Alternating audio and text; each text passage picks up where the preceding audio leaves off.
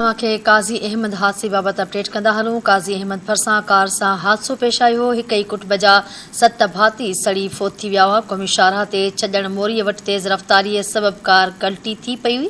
Car कल्टी थियण बाद बाहि लॻी वई। कार में सवार 3 औरतूं, 3 ॿार ऐं हिकु मर्द सड़ी फोत थी विया आहिनि।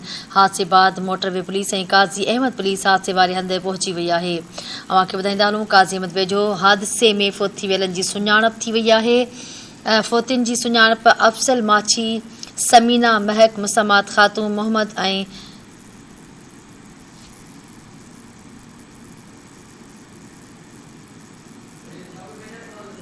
आगाह कयूं पिया। हादसे बाद मोटरवे पुलिस ऐं काज़ी अहमद पुलिस हादसे वारे हंधि पहुची वई आहे। फोतिन जा मरहताल खे इस्पताल काज़ी अहमद मुंतक़िल कया विया आहिनि। फोतिन जो तालुक़ मोरो वेझो ॻोठ खाही माछीअ सां हुयो। अव्हांखे अपडेट पिया कयूं। काज़ी अहमद वेझो हादसे में फोत थियलनि जी सुञाणप थी वई आहे।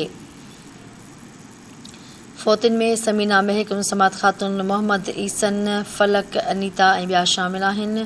फोतिन जो तालुक़ मोरो वेझो ॻोठ खाही माछीअ सां हुयो। इंतिहाई अफ़सोस जोगी ख़बर बाबति अपडेट पिया कयूं। काज़ी अहमद वेझो हादसे में फोती वियलनि जी सुञाणप थी वई आहे। फोतिन जी सुञाणप अफ़ज़ल माछी, समीना महक, मुसम्मात ख़ातून, मोहम्मद ईसन, फलक, अनीता तौर थी आहे। फोतिन जो तालुक़ मोरो वेझो ॻोठ खाही माछी सां हुयो। अपडेट करे रहियूं अव्हांखे। काज़ी अहमद वेझो जेको हादसो पेश आयो हुन में फोतियुनि जी सुञाणप थी वई आहे। फोतिन जी सुञाणप अफ़ज़ल माछी, समीना महक, मुसम्मात ख़ातून, मोहम्मद ईसा, फलक, अनीता ऐं ॿिया शामिल आहिनि। फोतिन जो तालुक़ मोरो वेझो ॻोठ खाही माछी सां हुयो। वधीक अपडेट लाइ ज़ुल्फ़कार टावरी लाइन ते मौजूदु आहे। जी ज़ुल्फ़कार, कहिड़ा तफ़सील आहिनि?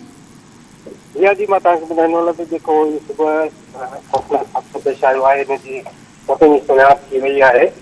जंहिंजो तालुक़ मोरो वेझो ॻोठ खाई माछी सां ॿुधायो वियो। जंहिंजी सुञाणप अफ़ज़ल वलद मोहम्मद सिद्दीक़ माछी, समीना वलद मोहम्मद सिद्दीक़, महक मोहम्मद सिद्दीक़, मुसम्मात ख़ातून ज़ाल मोहम्मद ईसा, फलक धी मोहम्मद ईसा, अनीता धी मोहम्मद ईसा ऐं अनम धी मोहम्मद ईसा ॿुधाया पिया आहिनि। जिन जी तस्दीक़ संदन जेको वाल साहब आहे मोहम्मद सिद्दीक़ काज़ी अहमद इस्पताल पहुची उन्हनि इन फोतिन जी सुञाणप कई आहे। जी ठीकु आहे ज़ुल्फ़कार, वॾी महिरबानी तफ़सीलनि जे लाइ।